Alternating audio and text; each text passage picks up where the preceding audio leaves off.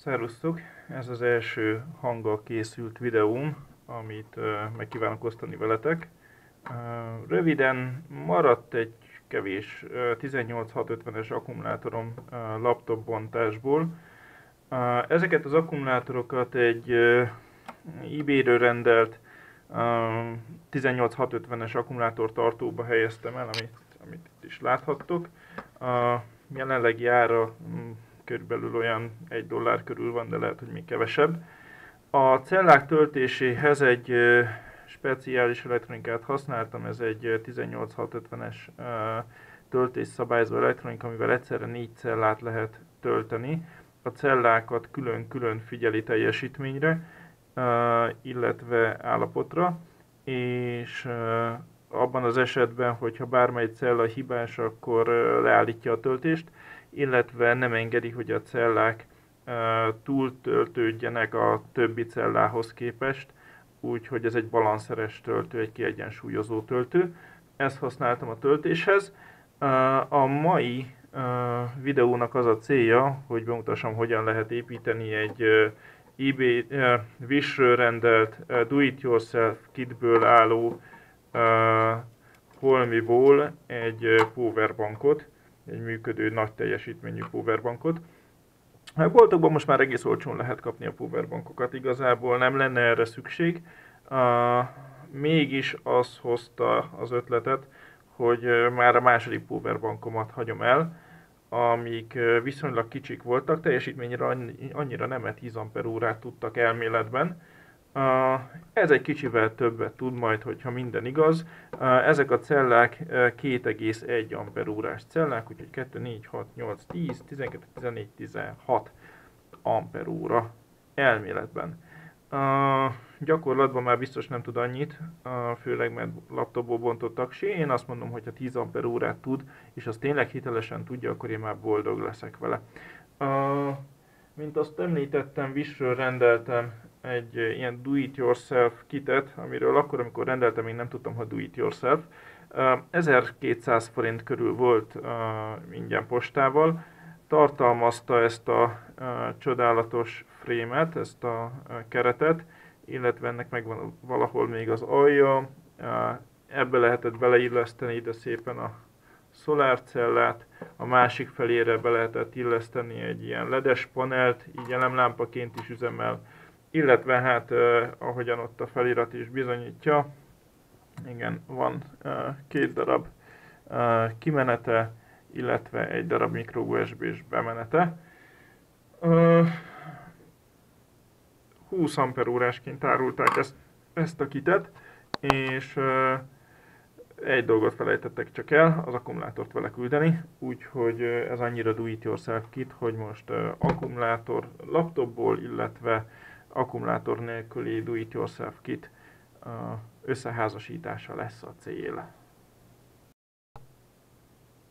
Első lépésben mindenképp érdemes a cellákat polaritás szerint csoportosítva berakni, az azt jelenti, hogy egy oldalt vannak a pozitív és egy oldalt vannak a negatív oldalak.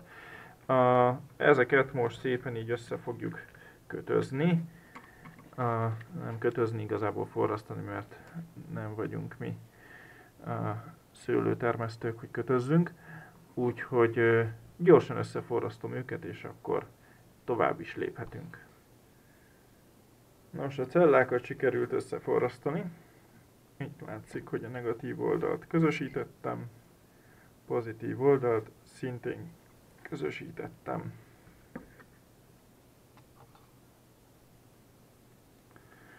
Töltés és kimeneti elektronika.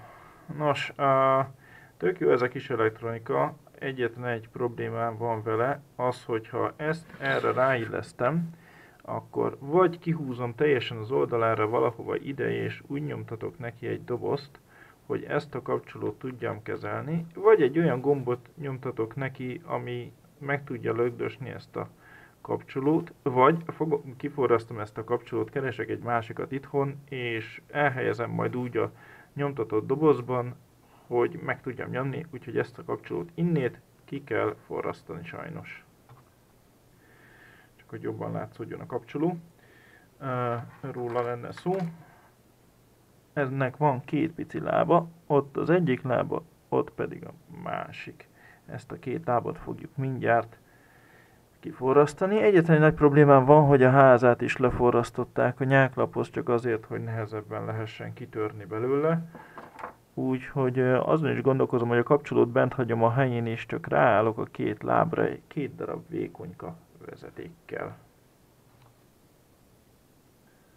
Nos, az utolsó lépés igazából már csak a napelemnek a felragasztása lesz erre a 4 kis tönkre. Beforrasztásra került a napelemnek a az akkumulátornak a két ága, illetve a napelemnek a két ága is a megfelelő helyekre magán az elektronikán. Látható, hogy ha elfordítom egy kicsit a napelemet, hogy fölvillan egy zöld LED, ez azt jelenti, hogy jelenleg föl vannak töltve az akkumulátorok, és köszönjük szépen, jól vannak. Azért villan föl, mert itt fölül, ott, ahol nem látszik, ott van egy LED csík, azaz, hogy nem is egy, hanem, ha jól emlékszem, 3 vagy 4, 3 ledcsík van fölragasztva, amik viszonylag nagy fényt adnak azért forrasztáshoz és társaihoz, úgyhogy most gyorsan. A Youtube-on azt vettem észre, hogy mindenki imádja használni a melegragasztó pisztolyt. Én mondjuk annyira azért nem bízok meg benne, de most én is ezzel rakom össze. Aztán majd később, amikor elkészül hozzá a 3D nyomtatott ház, akkor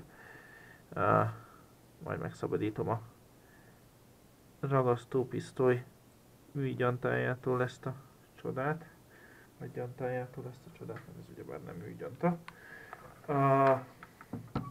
Úgyhogy elméletileg most rögzítve van a szolárpanel. Beforrasztottam két vezetéket. A két vezeték ezt a kapcsolót, ami itt oldalt van, kívánja kiváltani. Mivel hogy középre helyeztem el az elektronikát, így ennek a rövidre zárásával lehet elérni ugyanazt a hatást, mint a kis kapcsolóval. Majd amikor kész lesz a doboz, akkor lesz értelme. Igazából tulajdonképpen ennyi. Nem egy nagy dolog, annyira nem is kerül sokba, ha azt vesszük, hogy lerobbant notebook akkumulátor véletlenül volt itthon, a szolárcella, illetve az elektronika összesen 1200 forintba fájt. A akkumulátortartók szerintem nem haladták meg az 500 forintot vagy a 600 forintot összesen. Így azt merem állítani, hogy ez a powerbank nagyjából egy 2000 forintból állt össze körülbelül. De legyen 3, akkor már a vezetékeket, a forrasztót, meg mindent beleszámoltam. És azért ez így most egy 10 Ah körüli valós teljesítményű powerbank.